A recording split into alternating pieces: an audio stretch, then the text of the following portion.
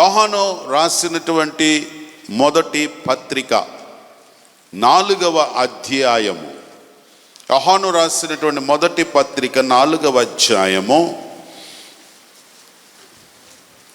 14-15 వచనాలు. మరియు తండ్రి తన కుమారుని లోకరక్షకుడుగా ఉండునట్లు పంపియుండుట మేము చూచి సాక్ష్యమిచ్చుచున్నాము. యేసు దేవుని కుమారుడని ఎవరు ఒప్పుకొనునో వానిలో దేవుడు నిలిచియున్నాడు, వాడు దేవుని యందు ఉన్నాడు. తండ్రి అయిన దేవుడు యేసుక్రీస్తు వారు లోకరక్షకుడుగా ఉండడానికి ఈ లోకానికి పంపాడు. ఆ యేసుక్రీస్తు వారిని ఎవరైతే దేవుని కుమారుడు అని అంగీకరిస్తాడో వాని హృదయములోనికి దేవుడు వస్తాడు. ఆ వ్యక్తి దేవునిలో ఉంటాడు. కలిసిపోతాం. దేవుడు మానవుడు కలిసిపోతారు. చాలా చక్కని సందేశాలు మనం విన్నాం. దీనంతటికి కారణం యేసుక్రీస్తు వారు 2000 సంవత్సరాల క్రితం కల్వరి శిలువలో ప్రాణమర్పించి మన కొరకు ఇంత త్యాగం చేయడానికి గల కారణం యేసుక్రీస్తు వారు దేవుని కుమారుడు అని నీవు గుర్తించినట్లయితే ఆ యేసుక్రీస్తు వారు నీలో ఉంటాడు. ఆయన మనలో ఉంటే మనము దేవునిలో ఉంటాం. మనము దేవునిలో ఉండాలని, ఆయన మనలో ఉండాలని ఆ గొప్ప కార్యము నిమిత్తం దేవుడు ఇంత గొప్ప కార్యం జరిగించాడు. తన కుమారుని లోకానికి పంపించి మానవాళి రక్షణార్థము నిమిత్తమై ఆయన బలి పశువుగా వధించబడి మన కొరకు తన ప్రాణం పెట్టి పునరుద్ధానుడై తండ్రి యొద్ద నీ కొరకు నా కొరకు కనిపెడుతూ ఆయన మరలా వచ్చి మనల్ని తన రాజ్యమునకు తీసుకొని వెళ్ళడానికి ప్రభు మరలా రాబోతున్నాడు. ఆయన వచ్చేలోపు మనందరము కూడా దేవుని బిడ్డలుగా జీవించడానికి ప్రభు మనందరికీ సహాయం చేయునుగాక. నువ్వు దేవుని బిడ్డగా ఉండాలని ఆయన ఇంత గొప్ప త్యాగం చేశాడు. ఆఫ్రికా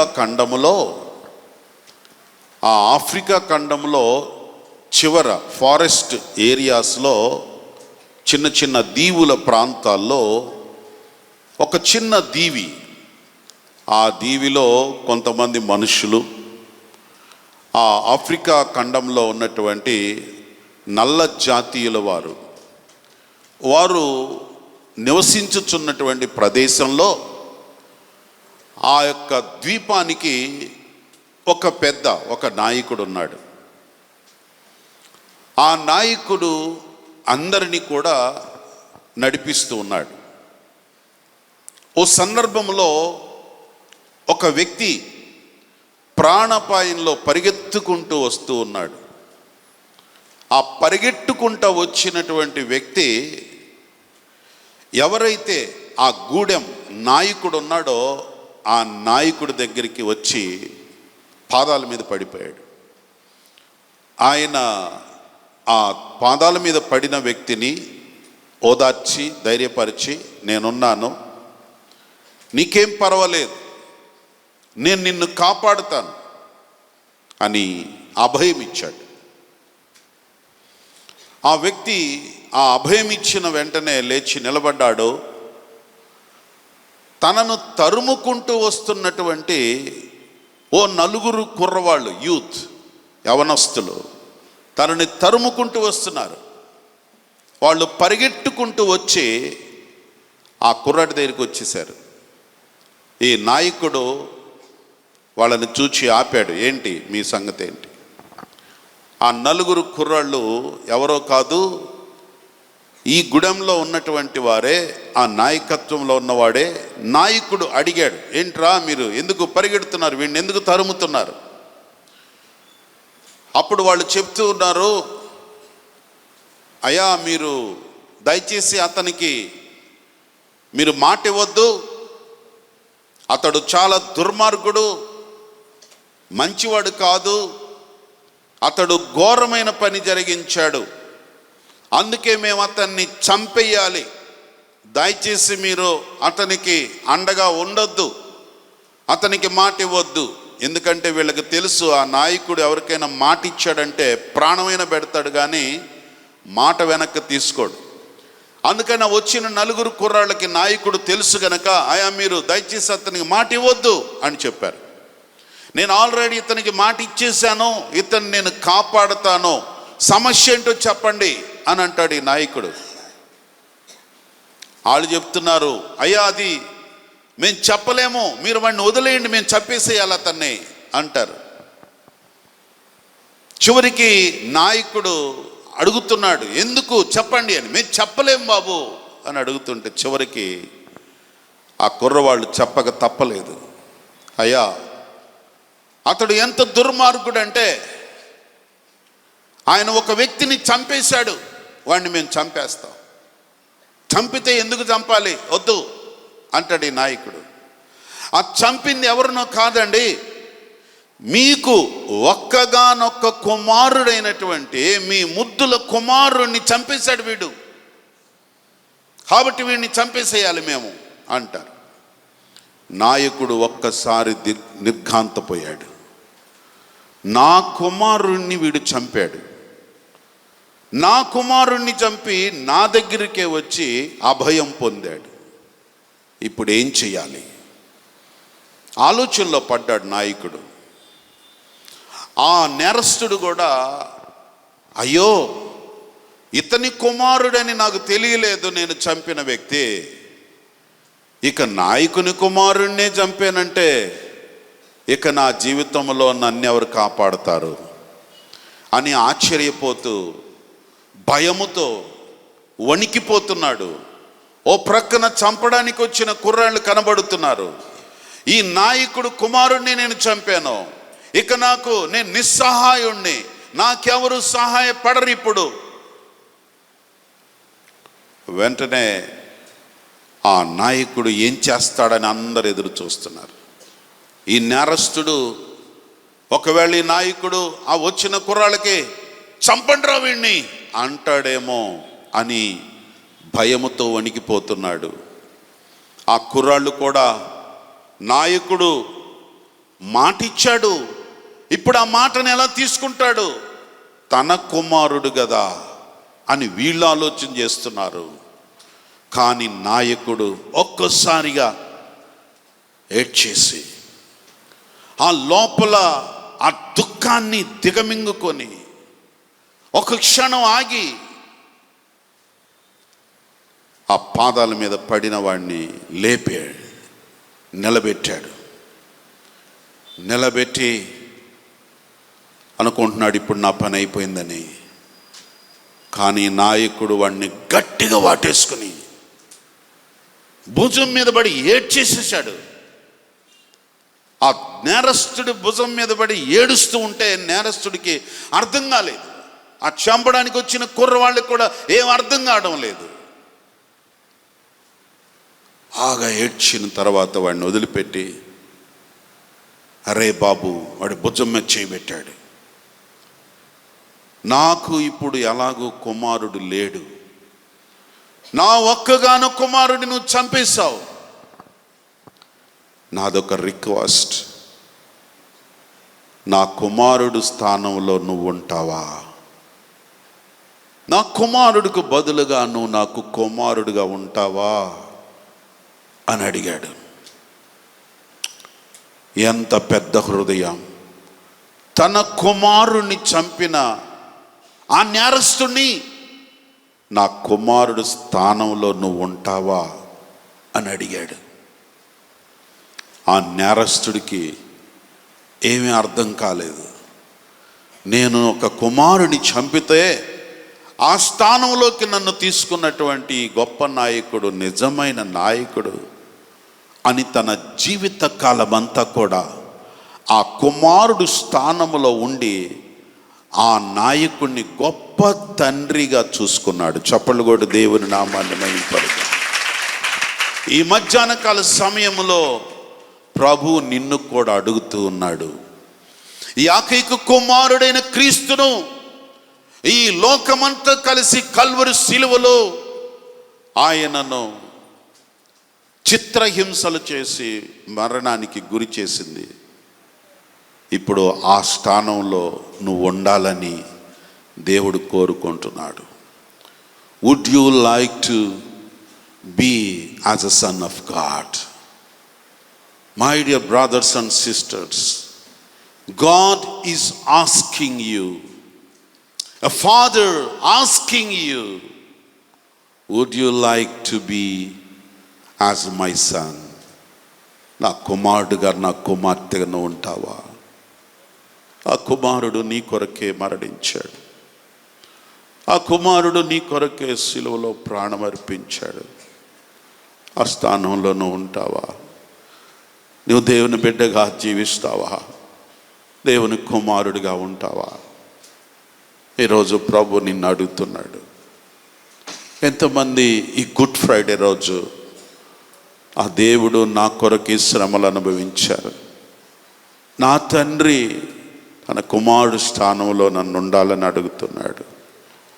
యేసుక్రీస్తు వారు సిలువేయబడ్డాడు, కానీ ఆ స్థానంలో నువ్వు వస్తావా? యేసయ్యలాగా జీవిస్తావా? తండ్రికి కుమారుడుగా జీవిస్తావా? కళ్ళు మూసుకొని ప్రార్థన చేద్దాం. ఈరోజు దేవుడు నిన్ను నన్ను అడుగుతున్నాడు. ఎంతమంది ఈరోజు నీ హృదయంలో తీర్మానం చేసుకుంటున్నారు, నేను యేసయ్య బిడ్డగా ఉంటాను, ప్రభు బిడ్డగా జీవిస్తాను, ప్రభు కొరకు జీవిస్తాను, నా కొరకై ప్రాణం పెట్టిన యేసయ్య కొరకు నా జీవితాన్ని సమర్పిస్తానని ఎంతమంది తీర్మానం చేసుకున్నారు? హల్లెలూయా, హల్లెలూయా. సిలువ కాడిని వీపుపై మోయుచు వీధుల వెంట ఊరేగగా, రాళ్ళ వర్షమే పూలుగా విసిరి మోముపై నిన్ను తిట్టిరిగా, రాళ్ళ వర్షమే పూలుగా విసిరి మోముపై నుమియుచు తిట్టిరిగా, గేలి చేయుచు కొట్టిరిగా, అది ఎంత ఘోరమో! ప్రభు యేసు పట్టాభిషేకము గుండె చెదరు ఘోరము, పాపహరుని సంహారము అది ఎంత ఘోరమో! శ్రీ యేసు రాజుని పట్టాభిషేకం కల్వరి గిరియే దర్బారుగా, శ్రీ యేసు రాజుని పట్టాభిషేకం కల్వరి గిరియే దర్బారుగా, కొయ్య సిలువయే సింహాసనం, ముళ్ళ కిరీటమే దివ్యమకుటం, కొయ్య సిలువయే సింహాసనం, ముళ్ళ కిరీటమే దివ్యమకుటము అది ఎంత ఘోరమో! ప్రభు యేసు పట్టాభిషేకము గుండె చెదరు ఘోరము, పాపహరుని సంహారము అది ఎంత ఘోరమో!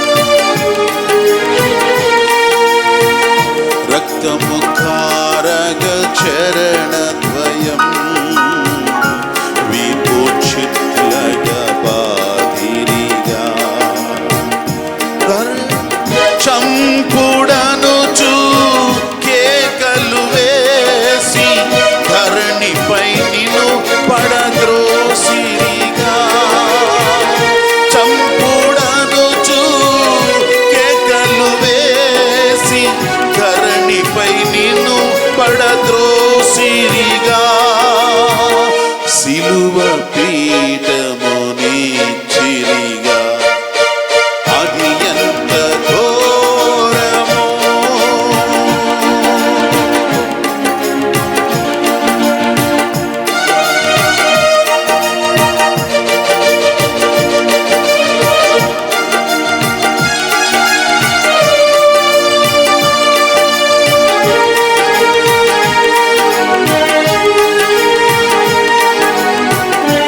చేదు చిరక నిండుగా చేసి పచ్చ గాయాలు కనుగొన పొడిచి యూదుల రాజా శుభం ధరణికి నిన్ను బలి చేశారా.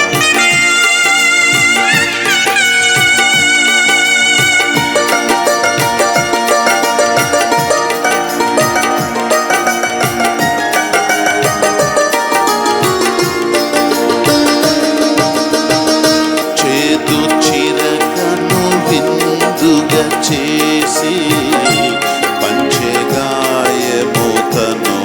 నా పొడిచి